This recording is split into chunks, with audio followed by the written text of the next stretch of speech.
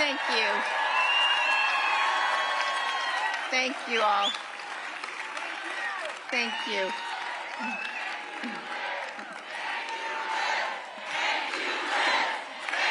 Thank you. Thank you. Boy, my God, what an amazing, amazing day to be in Wisconsin. Thank you all. Thank you so much. Thank you, Sheriff, for your courage and your service and for that wonderful introduction. It is such a pleasure to be here today at Ripon College. And I have to tell you all, Wisconsin is special for me for a particularly important reason. Way back in 1966, when a very young Dick Cheney and Lynn Cheney were graduate students at the University of Wisconsin,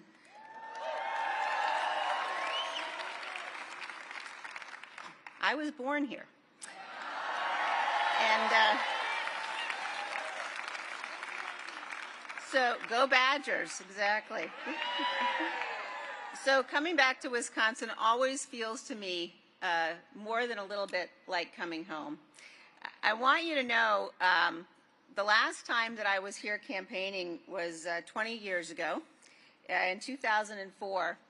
And although politics divided us, certainly in that year, we were united in our admiration for the Packers' legendary Bart Starr. And one of the most special and memorable days I had on any campaign was the day that we got to spend with him, which included a personal tour of Lambeau Field. So it's very, very special to be back again. Now, you all know, of course, that here in Ripon, the Republican Party was founded. It was founded in a meeting in 1854 in the Little White Schoolhouse. And it was founded by people who were opposed to slavery. It was that Republican Party, the party of Lincoln and Eisenhower, party of Reagan and Bush. It's that party that I belonged to my entire life. I volunteered on my first presidential campaign. I already told you how old I am, so I'll tell you. In 1976, when I was 10 years old, and I was sealing envelopes for President Ford's re-election campaign, I cast my first vote ever in 1984 for Ronald Reagan. I served in the State Department in both Bush administrations, and I served in the United States House of Representatives for 3 terms, including as the 3rd highest ranking Republican in House leadership. So,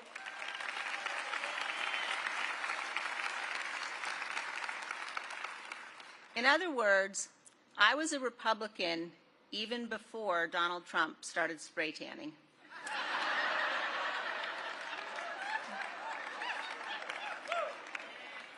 I am a Ronald Reagan conservative. I believe in limited government.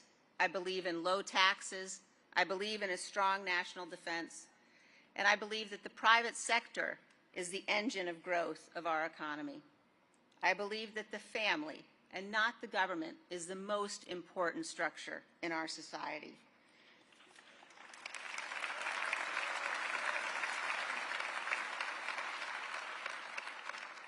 I know that our security and our freedom depend upon a world in which America, with our allies, leads. And above all else, I know that the most conservative of conservative values is fidelity to our Constitution.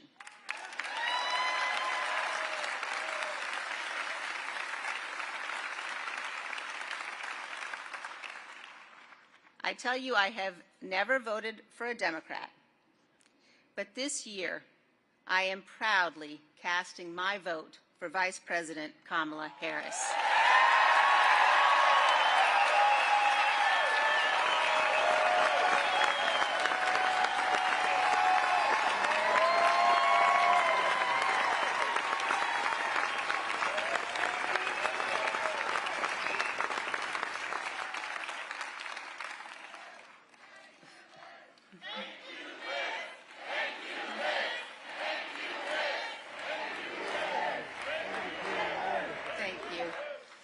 but mostly we're not going back.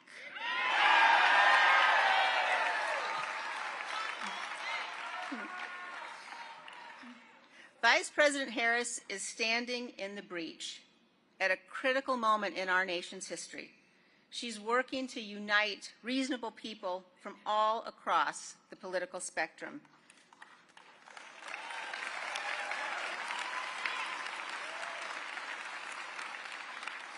Vice President Harris has dedicated her life to public service. I know that she loves our country, and I know that she will be a president for all Americans. As a conservative, as a patriot, as a mother, as someone who reveres our Constitution, I am honored to join her in this urgent cause.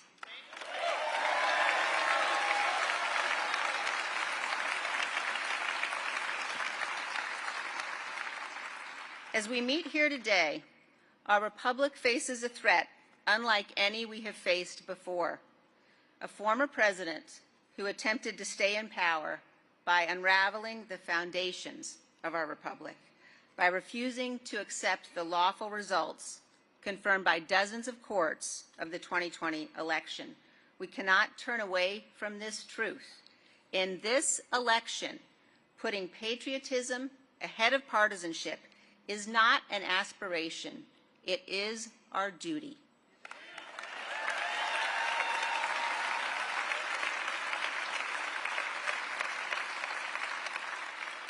At the very heart of our survival as a republic is the peaceful transition of power. Ronald Reagan said this was nothing short of a miracle, that every 4 or 8 years, the most powerful office in our land, indeed the most powerful office in the world, is passed peacefully to a new president. In the United States of America, violence does not and must never determine who rules us. Voters do.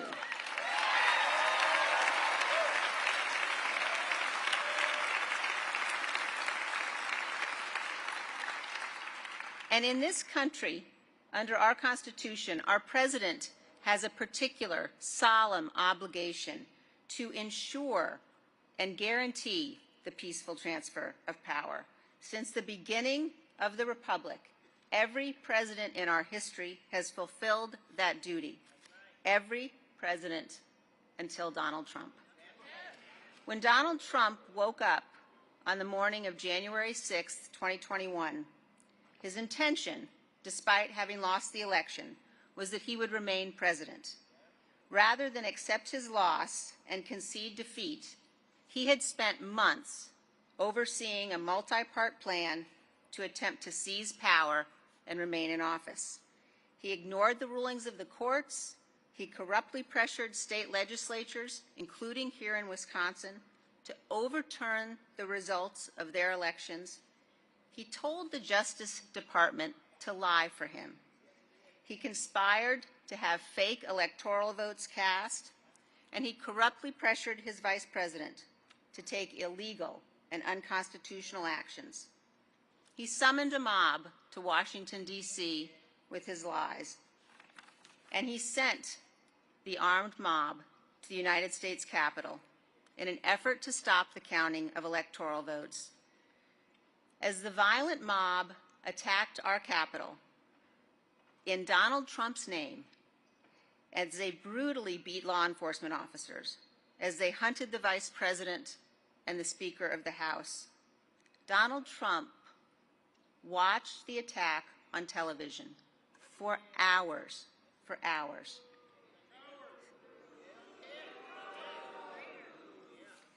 Sitting in the dining room next to the Oval Office, he refused repeated pleas from his family, from his closest advisors, from the most senior officials in his campaign and in our government to tell the mob to leave. And when Donald Trump finally did speak publicly after hours of violence, after the Capitol had been invaded, he praised the rioters. He did not condemn them. That's who Donald Trump is. Those facts that we know about what Donald Trump did including what he did when our Capitol was under siege, those facts do not come from Donald Trump's political opponents. Those facts come from the people closest to him. They are the ones who testified that Donald Trump did not want to stop the violent attack on our Capitol. When he learned that Vice President Pence was not going to abandon his oath and help Trump seize power, Trump sent out a tweet attacking Pence and further inflaming the mob. One of Trump's aides testified that shortly after that, this aide received a phone call alerting him that the Vice President had been evacuated for his own safety from his office off the floor of the Senate. This aide recalled rushing to the dining room to tell Trump, hoping that this information would convince him to take immediate action to ensure the Vice President's safety. Instead, after this aide delivered that news, Donald Trump looked up at him and said, "So what?" He said, "So what?"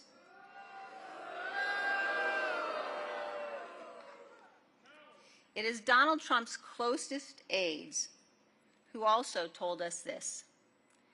They said that while the attack on our Capitol was happening, Donald Trump was handed a note informing him that a civilian had been shot at the door to the chamber of the United States House of Representatives. Donald Trump put the note down on the table in front of him, continued to watch the attack on television, and still refused to tell the mob to leave the Capitol. Donald Trump was willing to sacrifice our Capitol to allow law enforcement officers to be beaten and brutalized in his name and to violate the law and the Constitution in order to seize power for himself. I don't care if you are a Democrat or a Republican or an independent. That is depravity, and we must never become numb to it. Any person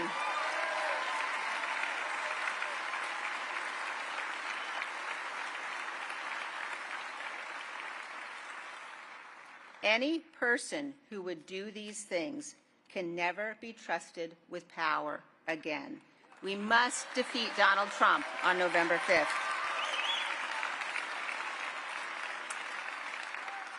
In that election 20 years ago, when we were campaigning in Wisconsin and all across the country, we were campaigning as compassionate conservatives. What January 6th shows us is that there is not an ounce of compassion in Donald Trump. He is petty, he is vindictive, and he is cruel. And Donald Trump is not fit to lead this good and great nation.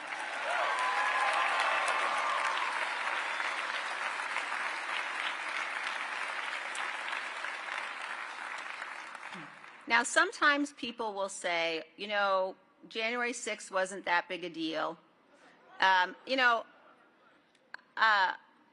In a time when I have heard many pretty stunning things from Republicans, one of the most stunning was yesterday from your former governor, Scott Walker, who said basically, people are over January 6th.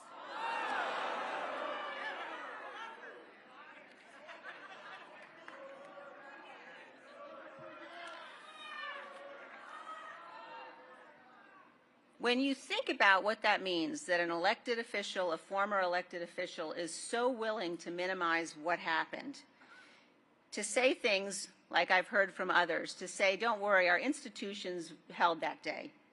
We have a responsibility, all of us, to remind people that our institutions don't defend themselves. We, the people, have to do that. We, the people, defend our institutions.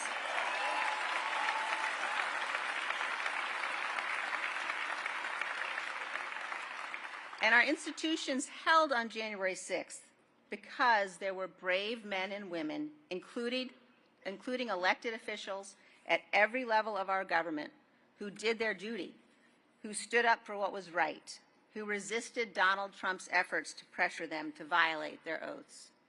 And our institutions held especially because of the bravery of the men and women in law enforcement and in our military, in our Capitol Police, our Secret Service, the Metropolitan Police.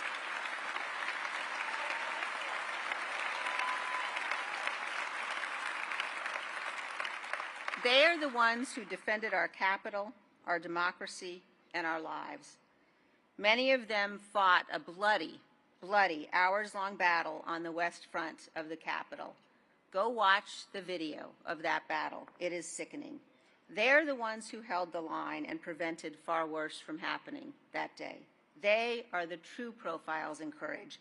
Do not let anyone lie about what happened and what they did.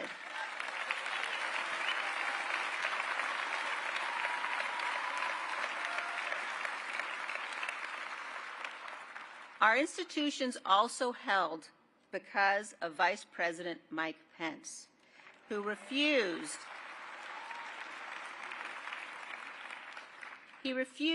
to violate his oath to the Constitution.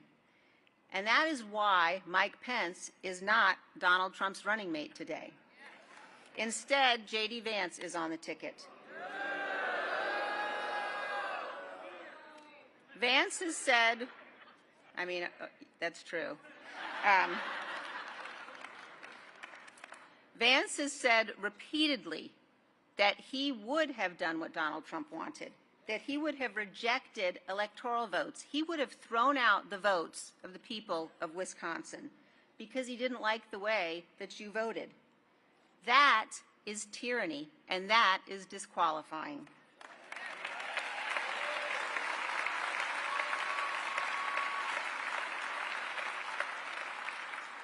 History teaches us again and again that democracies can fall.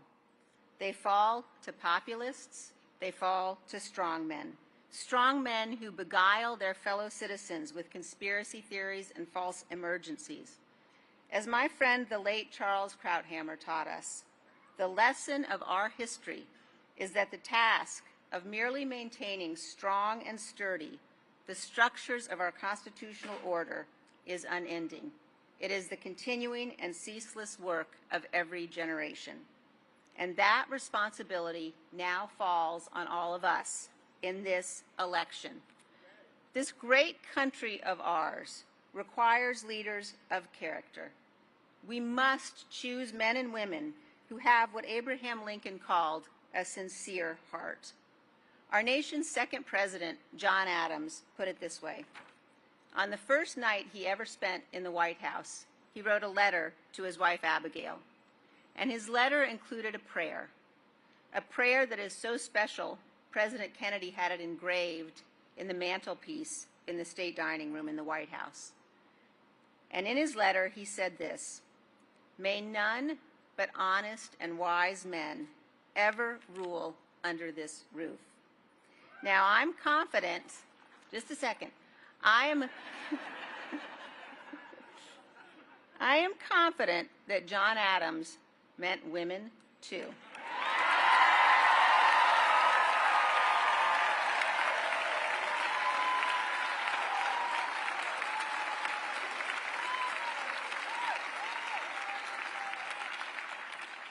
In this election, a broad coalition has come together to support Vice President Kamala Harris.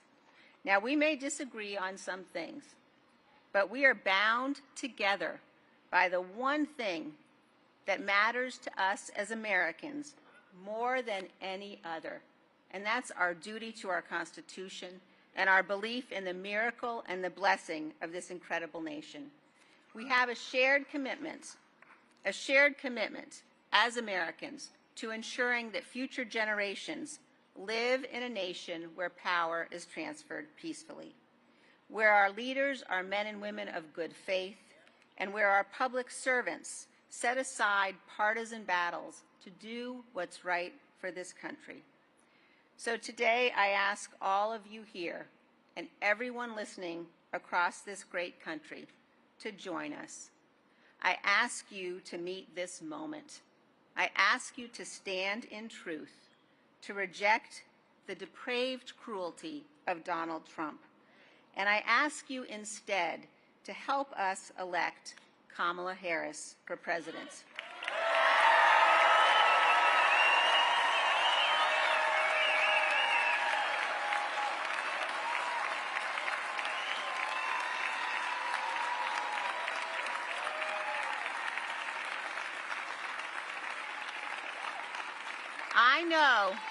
I know that President Harris will be able to unite this nation.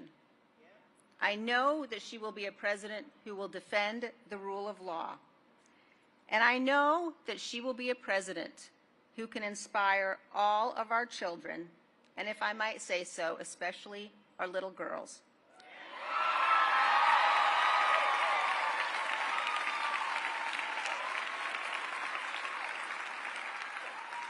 To do great things. So help us right the ship of our democracy so that history will say of us, when our time of testing came, we did our duty and we prevailed because we loved our country more. And now,